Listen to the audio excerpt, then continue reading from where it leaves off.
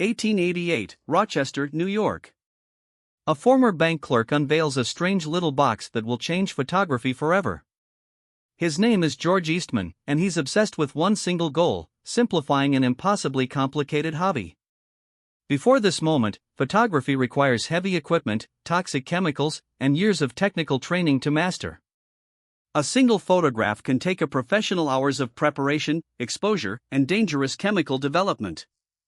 Eastman's new camera arrives preloaded with enough film for 100 photographs, priced at just $25. When the roll is finished, the customer mails the entire camera back to the factory in Rochester.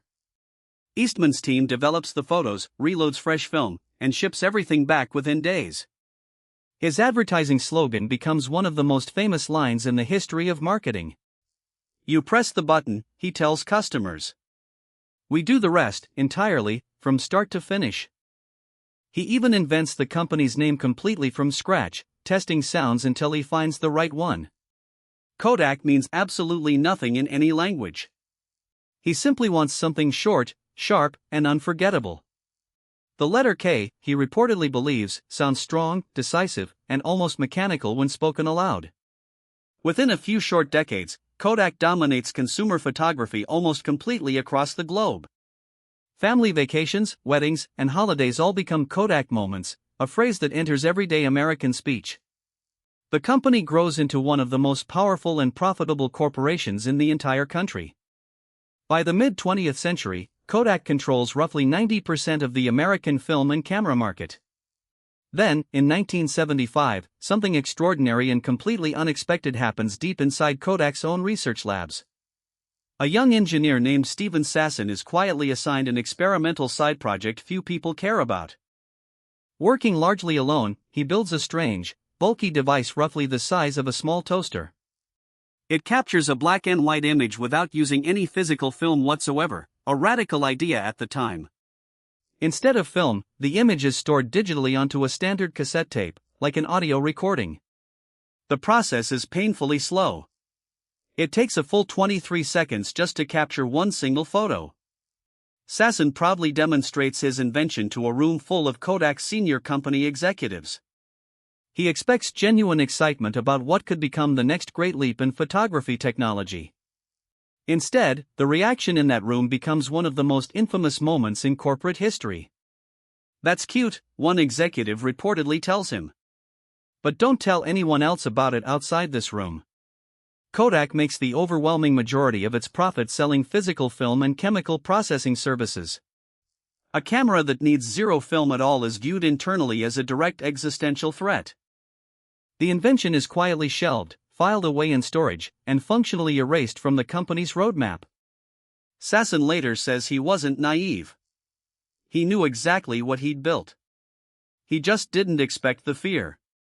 Over the following 3 decades, digital photography grows anyway, built almost entirely by rival companies. Kodak continues manufacturing film long after most of the world has already shifted toward digital devices. Executives repeatedly delay a full digital transition, worried about cannibalizing their most profitable existing business.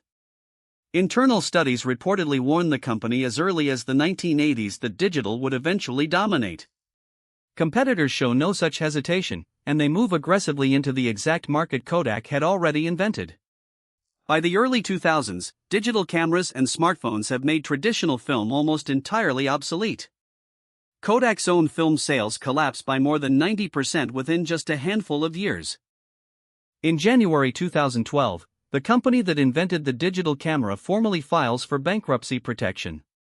The device that could have saved Kodak had been sitting quietly in their own archives the entire time. Tens of thousands of Kodak employees lose their jobs as the company sells off patents to survive. Rochester, New York, once nicknamed Smallbenny for its Kodak-driven prosperity, watches its economic engine collapse. The company eventually emerges from bankruptcy as a much smaller business, focused on commercial printing instead. Its once dominant consumer camera and film division essentially disappears from store shelves within a few years. Business schools now teach the Kodak story as a textbook case of disruptive innovation ignored too long. The phrase Kodak moment survives in the English language, long after the company itself nearly vanished. Sasson himself is later awarded the National Medal of Technology and Innovation by the President of the United States. He often says the true lesson wasn't the invention itself, but the fear of what it threatened to replace. Ironically, nearly every smartphone camera used today traces its technical lineage back to his original 1975 design. Today, Stephen Sasson's original 1975 prototype sits behind protective glass inside the Smithsonian Institution.